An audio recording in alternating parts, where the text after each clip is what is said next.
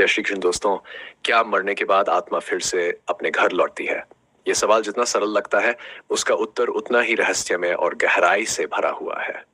गरुड़ पुराण एक ऐसा दिव्य ग्रंथ है जो मृत्यु के बाद आत्मा की अदृश्य और अनदेखी यात्रा का रहस्य खोलता है। इस ग्रंथ के अनुसार आत्मा मरने के बाद कहाँ जाती है, क्या वह अपने प्रियजनों को देखती है या नहीं, यह सब कुछ आत्मा के संस्कारों, मीवे, इच्छाओं और मृत्यु के समय की मानसिक व आध्यात्मिक स्थिति पर निर्भर करता है। इस रहस्यमय कथा में आप जानेंगे कि मृत्यु के क्षण में आत्मा के साथ कौन कौन सी अलौकिक घटनाएं घटती है, शरीर मृत्यु को कैसे स्वीकार करता है और कौन से सूक्ष्म संकेत दिखाई देने लगते हैं। आत्मा शरीर से कब निकलती है और क्यों से ये पता ही नहीं चलता कि वह अब देह से अलग हो चुकी है।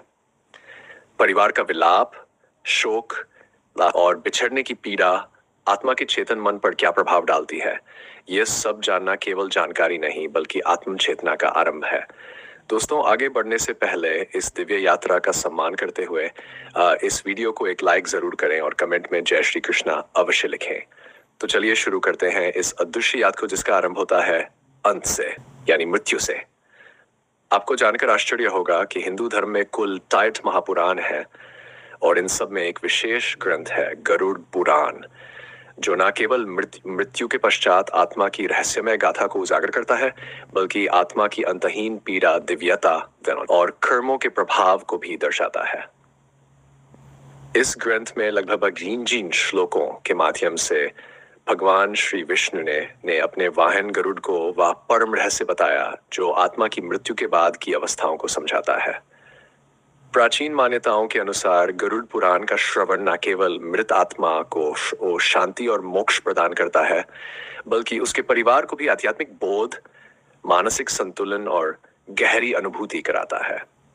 इसमें बताया गया है कि मृत्यु से कुछ समय पहले ही व्यक्ति को सूक्ष्म संकेतों का आभास होने लगता है, जैसे कोई दिव्य शक्ति उसे पुकार रही हो या कभी पूर्वजों के दर्शन हो जाना।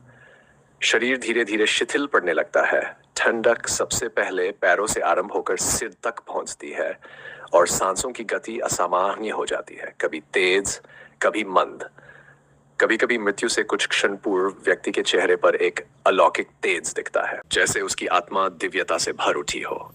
जब जीवन की लौ बुझती है तब आत्मा ऊर्जा की उस अंतिम तरंग से बाहर आती है, लेकिन उसे यह जात नहीं होता कि वह अब शरीर से अलग है।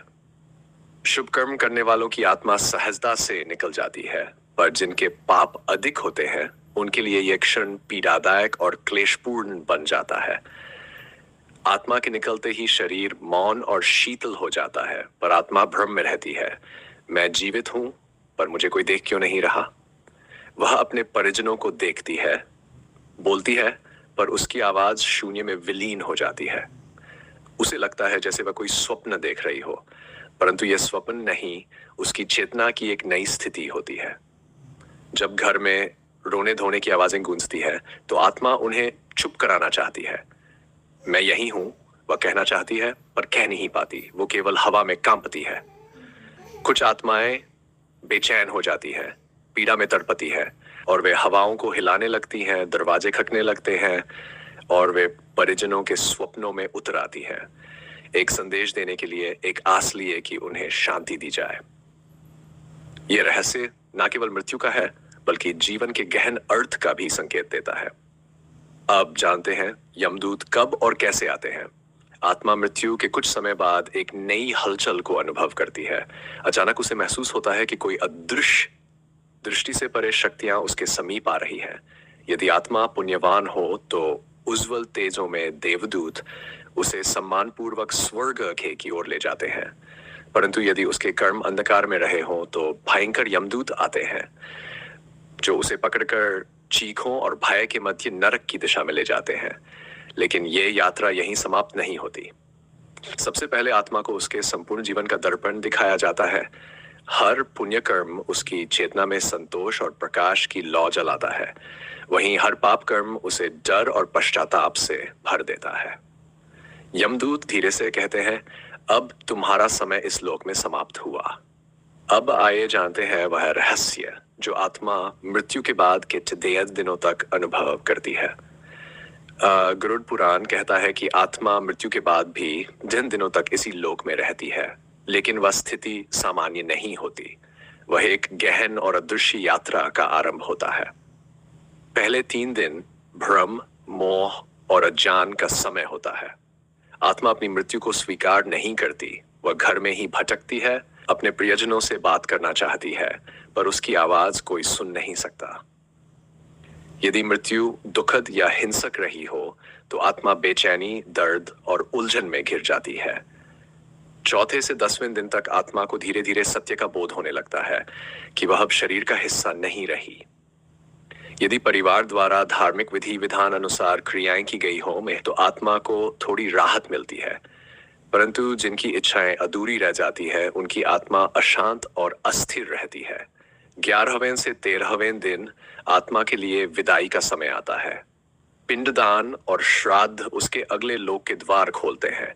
जिसने जीवन में धर्म और पुण्य कमाया होता है उसे देवदूत स्वर्ग की ओर ले जाते हैं, जबकि जिसने पापों का बोझ संचित किया हो उसे यमदूत नरक की ओर ले जाते हैं।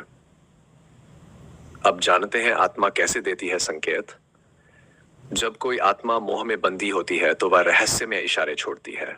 सपनों में आना, घर में अदृश्य सुगंध फैलना, बिजली का अपने आप जलना बुझना, अचानक ठंडी हवा का बहना, ये सब आत्मा की मौन पुकार हो सकते हैं। गरुड़ पुराण बताता है कि मृत्यु के बाद आत्मा स्थूल शरीर छोड़ देती है, पर उसकी चेतना बनी रहती है।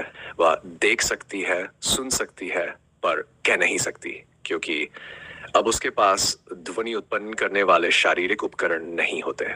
जब भावना गहरी होती है तो आत्मा बिना बोले भी संवाद कर जाती है। कभी वह स्वप्नों में आती है, कभी कोई दिव्य गंध महसूस होती है, अभी आत्मा रहती, कभी कभी उपकरण अपने आप बंद चालू हो जाते हैं।